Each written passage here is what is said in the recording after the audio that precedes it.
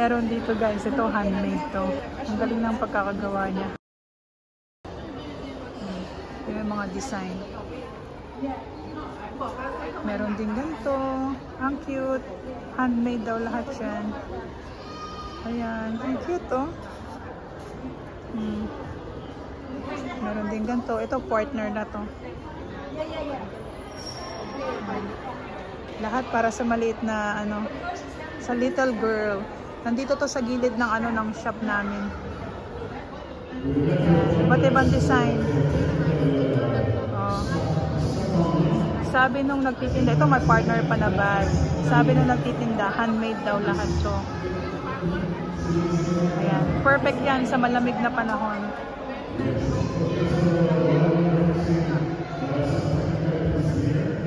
Sila daw ang gumawa niyan. Tapos ginawa nilang business. Ang cute, di ba? Meron din mga bag dito. Ang cute. Sister, how much? 15. Say, 15 KD. 15 KD. Yeah. The bags, the cloth, and then this one. Even the hair accessories. Yeah.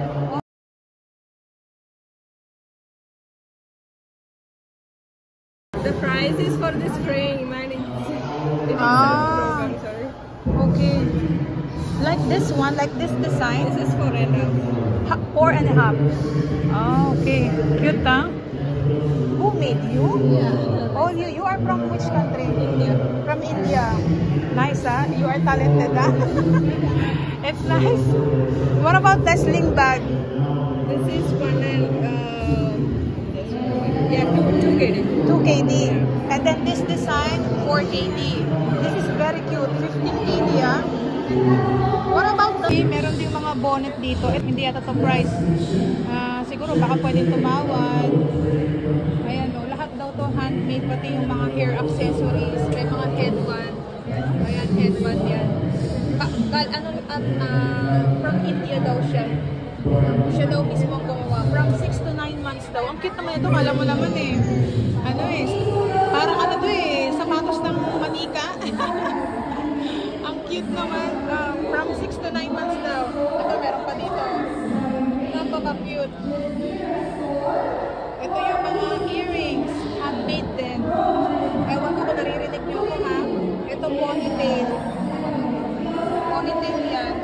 Ganyan na itsura sa likuran. Ponytail siya. Ayan, mga earrings. Bonnet. Ang cute niya. Ito yung Instagram daw niya. Okay. Ito WhatsApp. Meron daw siyang page. Kumbaga, tinitinda nila yun na online. Ayan ang pangalan ng page nila. Sarah's Handmade. Siya mismo ang gumawa. Contact number guys.